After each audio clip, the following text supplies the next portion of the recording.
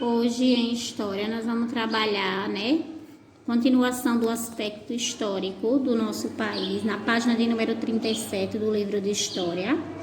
Nós vamos falar sobre o sistema de capitanias hereditária, ou seja, o que foi esse sistema, esse regime de capitanias hereditária.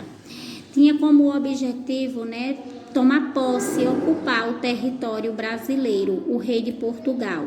Devido à invasão, à pirataria de outras nações europeias que foram surgindo com o passar do tempo, O rei de Portugal, ele tinha em mente, ele ficou preocupado em colonizar, em povoar aquele território.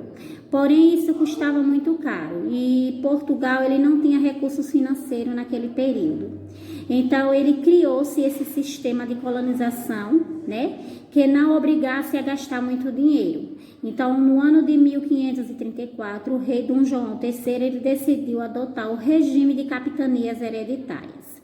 O que era? Onde era passado, capitanias hereditárias é herança passada de pai para filhos, Por isso que dá-se o nome de hereditário. Ou seja, ele pegou o território brasileiro, dividiu em 15 lotes, 15 lotes, doado a 12 donatários, escolhido entre eles pessoas importantes, pessoas de sua confiança. Ele escolheu 12 pessoas de sua confiança, que eram quem? Os militares, os fidalgos, os funcionários da administração colonial, pessoas de confiança dele.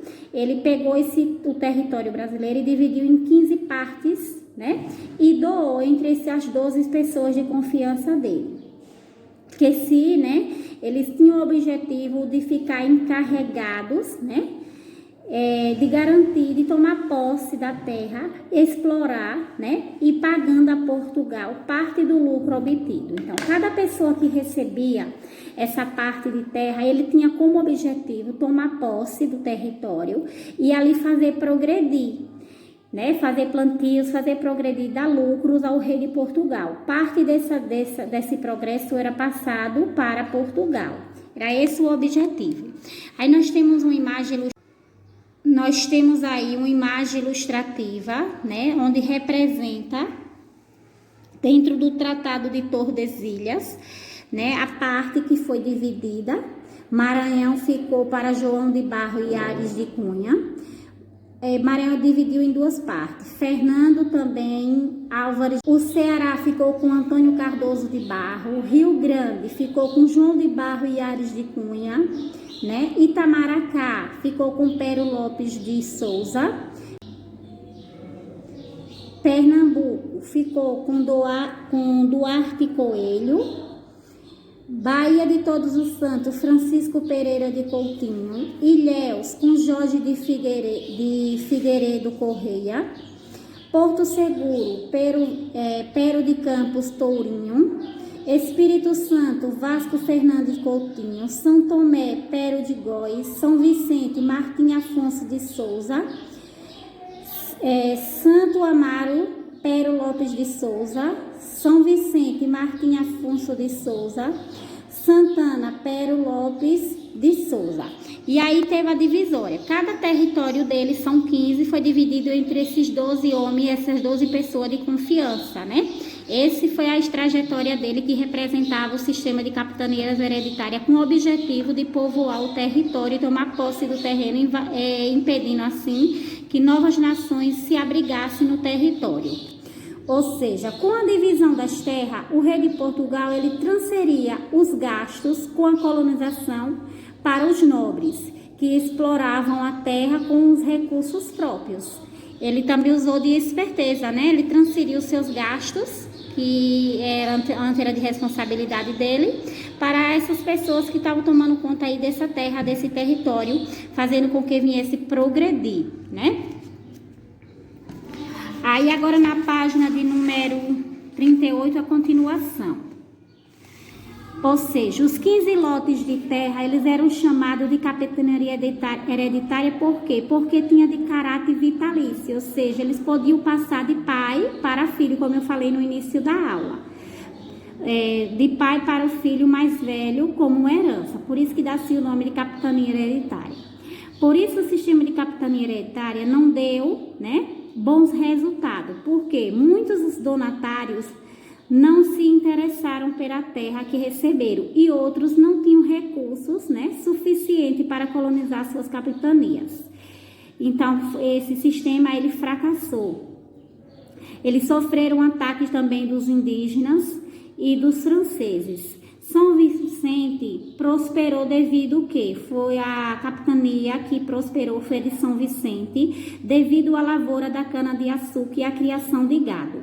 Essa, no caso, deu certo. A de Pernambuco desenvolveu-se também em razão do cultivo da cana-de-açúcar, que encontrou na região, né?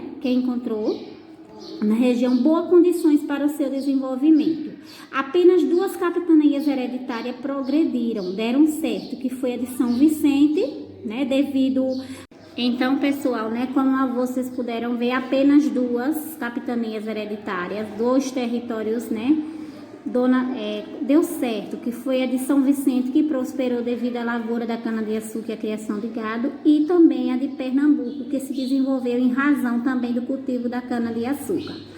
E as 13 e as demais fracassaram, né?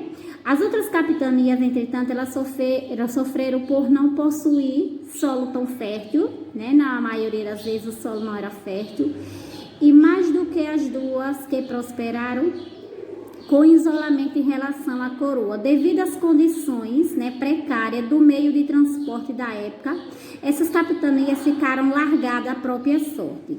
Para se ter uma ideia, ou seja, uma viagem da Bahia para Lisboa durava em média 2 meses, que era tempo longo demais para solicitar qualquer ajuda quando eles precisavam, né? Foi uma das causas também do fracasso.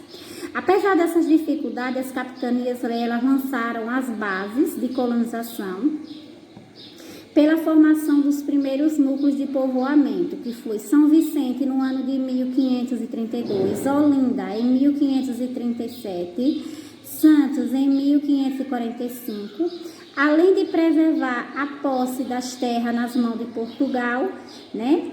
E apontar a possibilidade de exploração econômica, especialmente na cana-de-açúcar.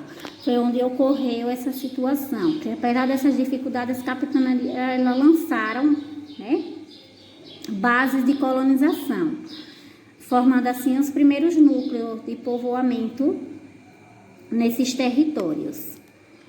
E aí vocês vão estar fazendo em seguida a atividade aí na página 38, respondendo de acordo com os textos.